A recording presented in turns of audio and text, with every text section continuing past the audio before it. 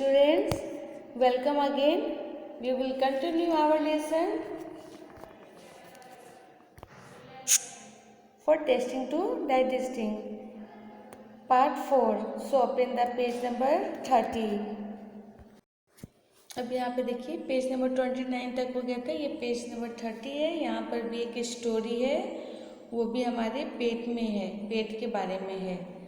Stomachs with a window. तो यहाँ पे क्या है, ध्यान से सुनिएगा।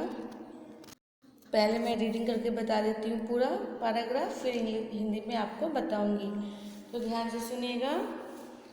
In the poem you read about A soldier called Martin in 1822. He was 18 years old and was very healthy. When we was shot, he got seriously hurt. At that time, doctor was called to treat him. Doctor cleaned the wound and put the dressing. After 1.5 years, the doctors found that Martin Wonder had a health aspect. For one thing, he had a big hole in his stomach. The hole was covered with a loose lump of skin. So like the washer in a football. Press the skin and you could pee into Martin's stomach. Not only that, the doctor could also take out food from the stomach by putting a tube in the hole. Dr. Bloomfield had found a temperature and pressure. Can you guess how much time he spent on doing different experiments on this stomach? 9 years. During this time, Martin grew up and got married. Dr. Bometo took some liquid juice out of the stomach. He wanted to see what would happen to a food it's kept in a glass filled with it. Would it get digesting on its own? For this he did an experiment. With the help of a tube, he took out some digestive juice from the stomach. At the 8:30 am, he put 20 pieces of boiled fish in 10 millimeters of the juice. He kept the glass at the same temperature as that of our stomach, about 30 degrees C. When he checked at the 2 p.m., he found that the pieces of fish had dissolved. अब doctor bond tried this experiment with the different food items. He gave Martin the same food at the same time and then compared how long it took for the food to be digested in the glass, and Martin each recorded his overseas in a table. यहाँ पे आप picture देख रहे हैं ना, picture में doctor क्या कर रहा है, सोल्जर की पेट की चेकिंग कर रहा है। तो यहाँ पे क्या है, तुमने कविता में जिस फौजी के बारे में पढ़ा वह 1822 में 18 साल का था और बहुत हिम्मत वाला था। जब वह गोली से जख्मी हुआ तो उसे डॉक्टर बोमोट के पास ले गया। फिर डॉक्टर ने मार्टिन की अच्छी तरह से मरहम पट्टी की। धीरे धीरे उसका जख्म ठीक होने लगा, पर पेट का जो छेद नहीं भरा था।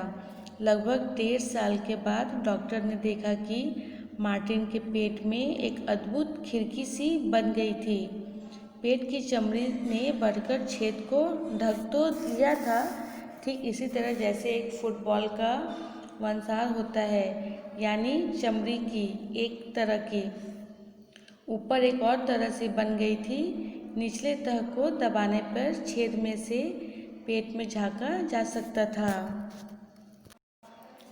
छेद में ट्यूब डालकर पेट का खाना भी बाहर निकाला जा सकता था। अब क्या था, डॉक्टर बोमेट को मार्टिन का यह अजूबा पेट क्या मिल गया, मानो एक खजाना मिल गया। सोच सकते हो कितना समय लगाया होगा उन्होंने इस पेट के साथ प्रयोग करने में। 9 ईयर्स, इन 9 सालों में मार्टिन 9 कुछ काम भी करते रहे और उनकी शादी भी हुई। उस समय तक वैज्ञानिक को यह नहीं मालूम था कि पेट में पाचन की क्रिया होती है। कैसे? पेट में जो पाचक रस होते हैं उनका क्या काम होता है? क्या वे पाचन में मदद करते हैं या केवल भोजन को तरल बनाने के लिए ही होते हैं? पहले तो उन्होंने यह देखना चाहा कि यदि पेट के पाचक रस को बाहर एक ग्लास में निकाल लिया जाए और खाने की कोई चीज़ डुबाकर उसमें रख दी जाए तो क्या वह परी पच जाएगी? इसके लिए उन्होंने एक प्रयोग किया। एक ट्यूब से पेट में कुछ पाचक रस निकाल लिया, फिर 10 मिलीमीटर पाचक रस में एक उबली हुई मछली के 20 बारीक काटे हुए डालकर सुबह 8:30 बजे तक रख दिए। इस गिलास को उतने ही टेम्परेचर में रखा जितना आमतौर पे हमारे पेट के अंदर का होता है, लगभग 30 डिग्री। दोपहर के 2 बजे तक उन्होंने देखा कि मछली के सब टुकड़े पूरी तरह से घुल चुके थे। फिर उन्होंने इसी तरह से कुछ और भोजन पेट के पाचक रस में रखा और वही मार्टिन को खिलाया। अलग अलग भोजन पचने में कितनी देर लगेगी उसकी। यहाँ पे इस पेज में आपने देखा ना, डॉक्टर कितनी अच्छे से उसके पेट की पूरी जांच और ट्रीटमेंट कर रहा है।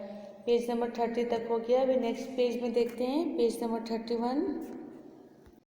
पेज नंबर 31 में देखिए, यहाँ पर एक टाइम टेकन ऑफ बना हुआ है, बॉक्स बना हुआ है। तो यहाँ पर क्या है, खाने की चीज़ पचने में कितना समय लगता है। गिलास में क्या है देखिए, यहाँ पर फर्स्ट में क्या है, अनबॉइल्ड मिल्क, तो उसको कितना लगेगा, 2 आवर्स 15 मिनट, 4 आवर्स 45 मिनट्स।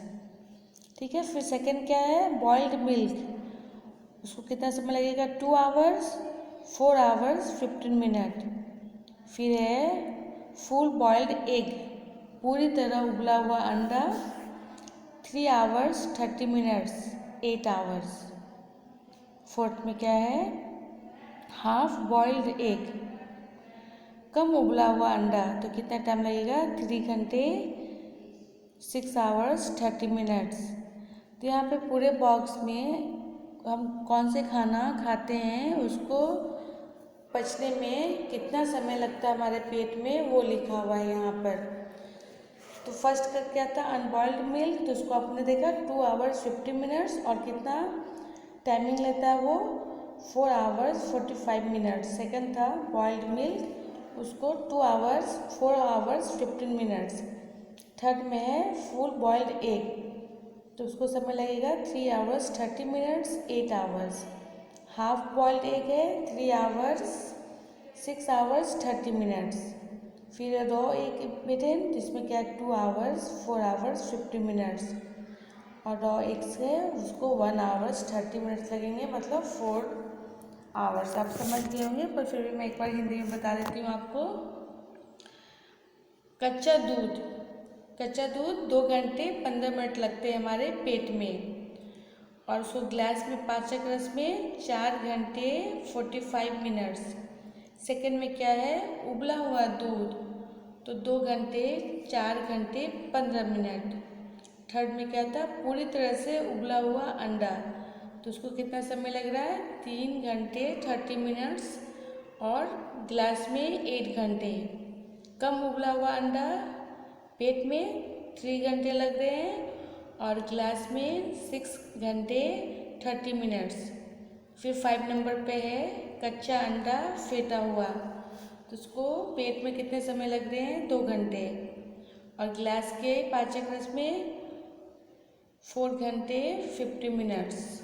और लास्ट 6 नंबर में है कच्चा अंडा, तो उसको कितना समय लग रहा है, 1 आवर 30 मिनट, और ग्लास में 4 घंटे। तो आपने इस बॉक्स में देखा ना, हम जो भी खाना खाते हैं उसको कितना टाइम टेकन लगता है उसके बारे में यहाँ पे दिया हुआ है। तो पार्ट 4 में इतने ही। अभी इसके आगे हम पार्ट 5 में पढ़ेंगे। तब तक के लिए आप लोग क्या करना, घर पे आप जो खाते हो उसको सोचना कि उसको कितने घंटे लगते हैं पचने में। ओके, और जो भी टफ वर्ड होंगे उसको अंडरलाइन करके उसकी वर्ड लिख लेना नोटबुक में, और डिक्शनरी से वर्ड मीनिंग ढूंढ कर याद कर लीजिएगा। तभी नेक्स्ट पार्ट में मिलते हैं। Take care, bye bye.